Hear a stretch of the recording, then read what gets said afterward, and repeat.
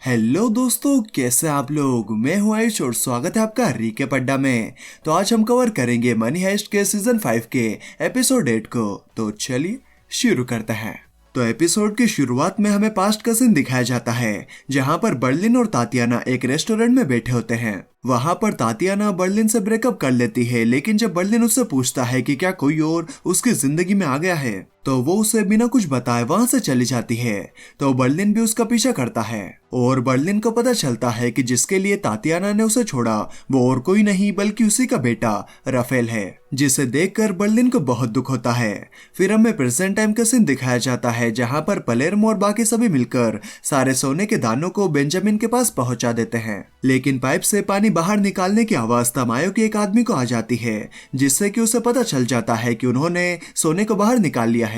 तो तमायो पुलिस वालों को उस जगह का पता लगाने के लिए कहता है जहां पर प्रोफेसर की गैंग ने सोना निकाला है। दूसरी तरफ प्रोफेसर की गैंग बेला चाओ गाकर सेलिब्रेट कर रहे होते हैं। वहीं डेनवर मोनिका को बता देता है कि उसने मनीला को किस किया था और ये भी बता देता है कि उसे मनीला के साथ में ज्यादा अच्छा लगता है।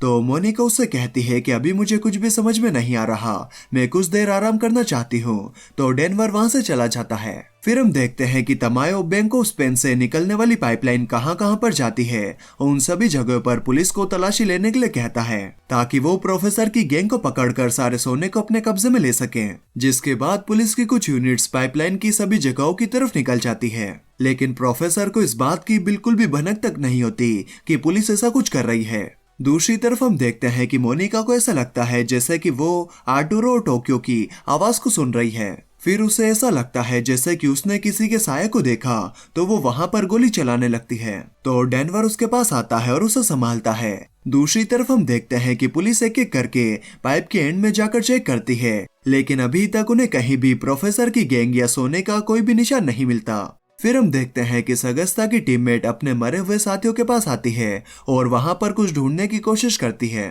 फिर जब उसे वो मिल जाता है तो वो अपने पेट पर लगे घाव पर टाके लगाती है, ताकि उसका खून बहना बंद हो जाए। एक्चुअली ये सैनिक इतने वक्त से बैंक ऑफ स्पेन में लगे हर बॉम्ब को डिफ्यूज कर रही थी, जो कि प्रोफेसर की गैंग ने हर एंट्री और एग्जिट पॉइंट पर लगाए थे, और इसने एक बॉम्ब के अलावा बाकी सभी बॉम्ब्स को डिफ्यूज भी कर दिया होता है। फिर हम देखते हैं कि पुलिस पाइप के उस एंड की तरफ निकल जाती है, जहां पर प्रोफेसर और उसकी गैंग सोने की ईंटों को बनाकर ट्रक के अंदर भर रही होती है। इसके बाद हमें फिर से पास्ट का सीन दिखाया जाता है, जहां पर बर्लिन तातियाना का पीछा करते हुए एक होटल में आ जाता है। तातियाना ड्रेस चेंज करने के लिए अपने रूम में जाती है और राफेल नीचे उसका इंतजार कर रहा होता है, लेकिन तभी बर्लिन उसके पास आकर बैठ जाता है, जिसे देखकर राफेल काफी हैरान हो जाता है। फिर बर्लिन अपने बेटे राफेल को काफी खरी खोटी सुनाता है, जिसे वो चुपचाप सुनने के बाद में अपने डैड से माफी मांगता है, लेकिन बर्लिन उसे चुप कर देता है। फिर राफेल बर्लिन को बताता है कि वो और तातियाना दोनों ही एक दूसरे को बहुत प्यार करते हैं और वो तातियाना के बिना नहीं रह सकता।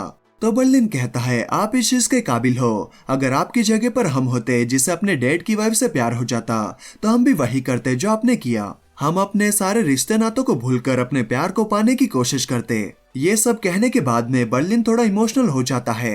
तभी वहां पर तातियाना भी आ जाती है। तो राफेल तातियाना को कहता है अपनी जिंदगी अच्छे से जीना, और राफेल को कहता है हमेशा खुश रहना। जिसके बाद राफेल और तातियाना वहां से चले जाते हैं। फिर हम देखते हैं कि बर्लिन उस होटल में तोड़फोड़ करने लगता है, क्योंकि अपने बेटे और वाइफ के दिए हुए धोखे को देखकर उसका दिल टूट जाता है। जिसके बाद वहां पर पुलिस आकर बर्लिन को गिरफ्तार कर लेती है, लेकिन बर्लिन को इस बात से कोई भी फर्क नहीं पड़ता कि पुलिस ने उसे पकड़ लिया है, क्योंकि उससे दिल टूटने का ज्यादा दर्द होता है। और ये पहली और आखिरी बार था जब बर्लिन जेल में गया था। इसके अलावा वो कभी भी किसी भी चोरी में पकड़ा नहीं गया। फिर हम देखते हैं कि पुलिस की यूनिट प्रोफेसर के अड्डे की तरफ आ रही होती है और मार्सेल पुलिस को वहां पर आते हुए देख लेता है। तो वो ये बात सभी को बता देता है, जिसके बाद में सभी लोग अपने अपने हथियार लेकर पुलिस से लड़ने के लिए तैयार हो जाते हैं। लेकिन प्रोफेसर सभी को ऐसा करने से मना करता है, क्योंकि वो नहीं चाहता कि वो पुलिस से लड़ने के चक्कर में अपने और साथियों को खो दे। प्रोफेसर को ऐसा लगता है कि अब वो पुलिस से बचकर नहीं भाग सकते।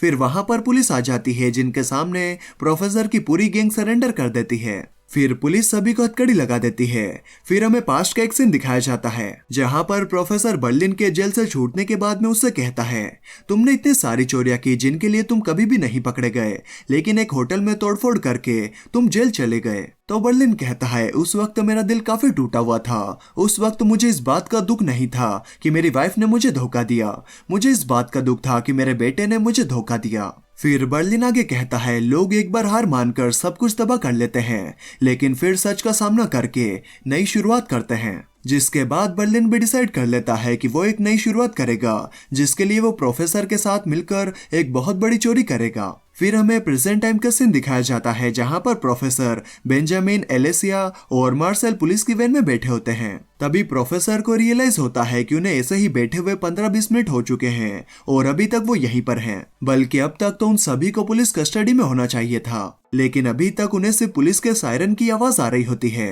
जिससे कि प्रोफेसर को लगता है कि यहाँ पर कुछ तो गड़बड़ है। फिर प्रोफेसर और मार्सेल मिलकर उस पुलिस की वैन की खिड़की को तोड़कर उसके बाहर आ जाते हैं, जहाँ उन्हें पता चलता है कि उनका सारा सोना चोरी हो चुका है। फिर हमें एक फ्लैशबैक का सीन दिखाया जाता है जहां पर बर्लिन और पलेर्मो ने पहले सोचकर रखा था कि पुलिस सोने को ढूंढने के लिए कहां कहां पर आ सकती है।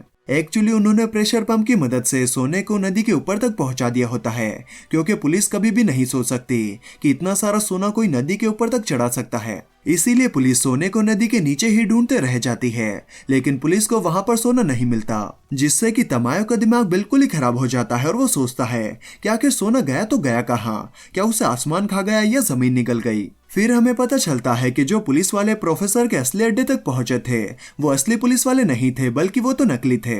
बल्कि वो तो तातियाना और राफेल के साथी थे, जिन्होंने प्रोफेसर के पास से सारा सोना चुरा लिया है। So now things are getting more interesting. तो अब प्रोफेसर की गैंग को पुलिस के साथ साथ तातियाना और राफेल की गैंग से भी निपटना होगा अगर उन्हें सोना चाहिए तो। क्या वो ऐसा कर पाएंगे? जानने के लिए रीके पड्डा को सब्सक्राइब करें, अगला एपिसोड जल्दी ही आएगा। बाकी पहले इस वीडियो को लाइक कर देना, और अगर आप लोगों को भी एनीमे देखने का शौक है तो आप मेरे दूसरे चैनल रीके एनीमे को भी सब्सक्राइब कर सकते हैं। तो चलिए मैं मिलता हूँ आपसे अगले वीडियो में, तब तक के लिए bye bye and take care.